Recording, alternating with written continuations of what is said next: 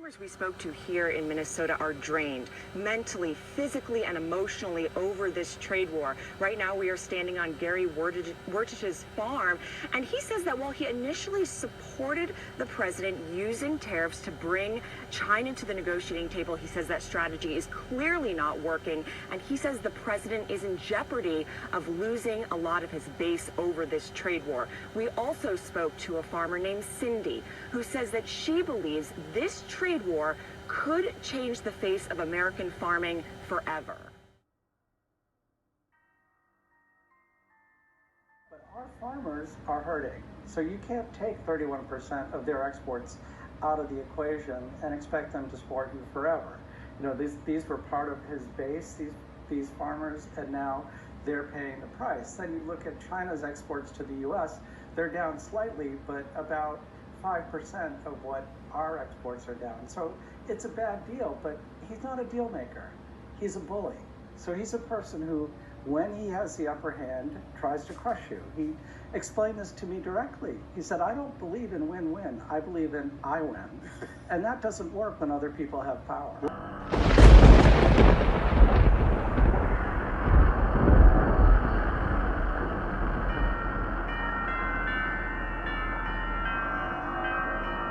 Markets are now showing signs of a recession. And look, I'm not saying we should have seen this coming from a guy who bankrupted a casino, an airline, a beverage company, a magazine, a mortgage company, a board game, a travel site, a state company, a vodka company, a university, and lost $1 billion in a decade.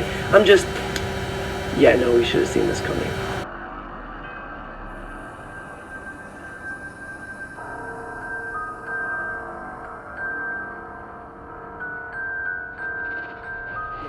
We begin tonight with the new phrase that Donald Trump had to learn today, the hard way: inverted yield curve.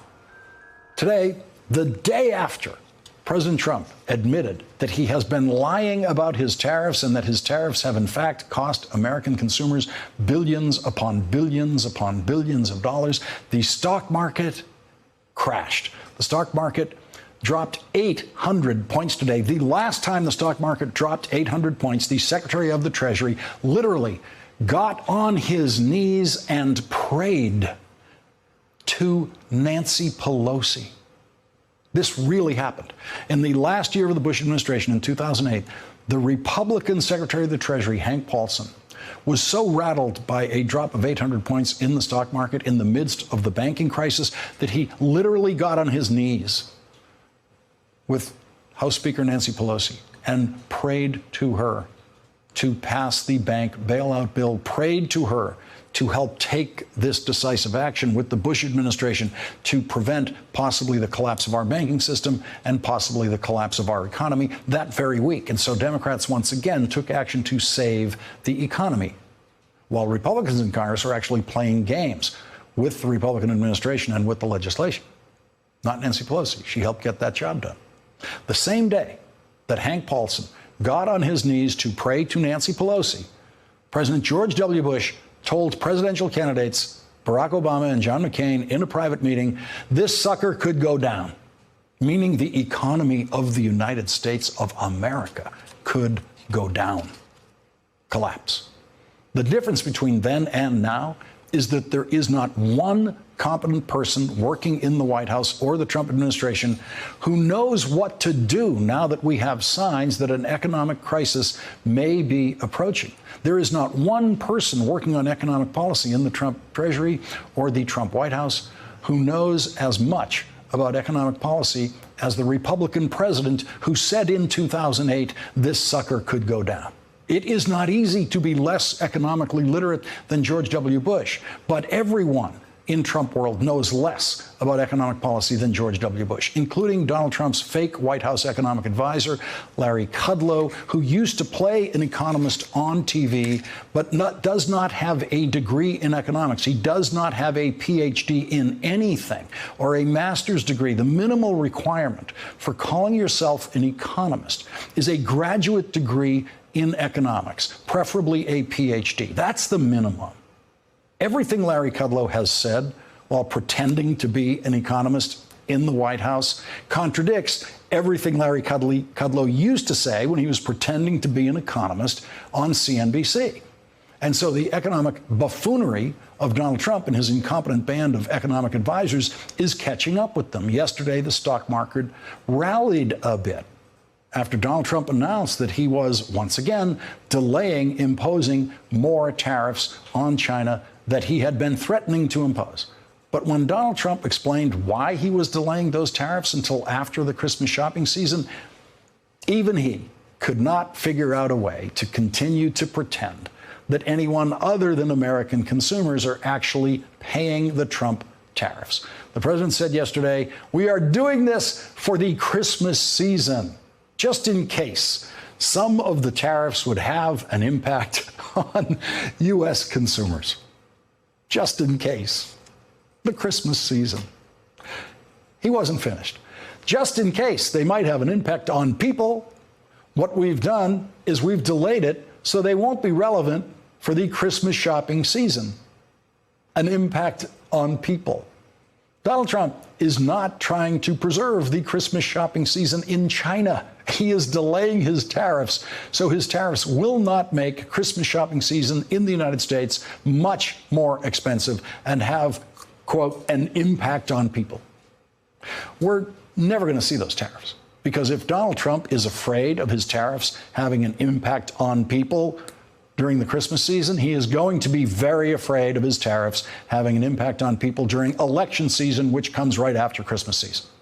It was overly optimistic of the stock market yesterday to rally even a little bit over Donald Trump's delay of his latest round of tariffs that are harmful to American consumers, and the stock market seemed to realize that today. Today, the stock market got a rude awakening about just how unsound the Neanderthal economic policies of the Trump White House are for America and the world, and it should have come as no surprise to Wall Street. Wall Street already knew that the giant Trump tax cuts for the rich did not have long-term stimulative effect for the economy. Wall Street already knew that the giant Trump tax cuts for the rich had already destabilized federal government financing, creating the largest deficit in history, and it's getting larger. This year's Trump deficit is going to be at least $1 trillion. That means the national debt is going to go up by over $1 trillion this year. That means interest on the national debt, which is paid out of the federal treasury, is going to skyrocket. Wall Street already knew that Trump economic policies were unsustainable, but Wall Street has a long and flawless history of being blinded by greed and always wakes up late in the middle of a crisis. And so today, it took a new set of numbers to terrify Wall Street and push the stock market off a cliff. And those new numbers created something that we have seen before every recession of the last 60 years. Every single time we've had a recession, before that recession, we saw an inverted yield curve. If you're hearing that phrase for the first time today, so is Donald Trump. In the bond market, long-term U.S. bonds always pay higher interest rates than short-term U.S. bonds. But in the rare circumstance where the long-term bonds offer a lower interest rate than short-term bonds, that means the long-term bonds will yield less of a return than the short-term bonds. And that is what is known as an inverted yield curve. And no one on Wall Street could pretend that that is anything but a sign of disaster. By this afternoon, Donald Trump issued a tweet about the inverted yield curve, probably just to show that he knows those words. There was no indication in the tweet that Donald Trump has any idea what an inverted yield curve is, what those words mean. He just tweeted in the middle of a tweet, incoherent tweet, in capital letters, "crazy inverted yield curve!" exclamation point. Just wanted Wall Street to know that he knew that there was an inverted yield curve, or someone had told him that. But Wall Street knows just how ignorant Donald Trump is. Wall Street has always known that. They know that better than most of America. And Wall Street knows that there is not a single responsible adult in the Trump administration who, when the situation calls for it, can get on his knees and pray to Nancy Pelosi Wall Street knows that there is not a single responsible adult in the Trump administration who has any idea what to pray for, who has any idea what to do, what action to take. And Wall Street knows that there is not a single person in the Trump administration with the courage to bring this president bad news. And so no one will ever walk into the Trump Oval Office and say what George W. Bush could see in a moment of crisis in the American economy. This sucker could go down. I'm a very stable genius. The return of the stable genius. Oh, yes, he did. Will you be tweeting differently once you board the Air Force One? No, that's other people that do that. I don't. I'm very consistent. I'm a very stable genius. Actually, this was the first time the president said it. The last time was in a tweet. A stable genius, which I guess is Einstein if he owned a comb, I think. President Trump certainly is stable when it comes to consistently describing his stability. I'm a very stable genius. Of course, it brought back the Mr. Ed jokes about that genius of the stable, as well as memes like, "My name is Donald J. Trump," the J stands for genius. In no time, the stable genius remark was being repeated by the geniuses in Washington. Democratic Congressman Gregory Meeks couldn't stop saying it at a House hearing. Who's the stable genius? He's a stable genius. Stable genius, self-proclaimed stable genius. The congressman finally put it in a question to the Treasury Secretary. Are you a stable genius? I'm stable, and I won't refer to myself as a genius one way or another. The last time the president tweeted it, it inspired a Pennsylvania congressman to introduce the Stable Genius Act, requiring presidential candidates to be examined for mental and physical fitness. The Stable Genius Act is stable, all right. It's still sitting in committee 7 months later, while wily President Trump joins the ranks of brainy cartoon characters. I'm a genius. Get over it. Permit me to introduce myself. My name is Coyote. Wile-E Coyote. Genius. Genius Most, CNN. I'm a very stable genius. Super genius. New York.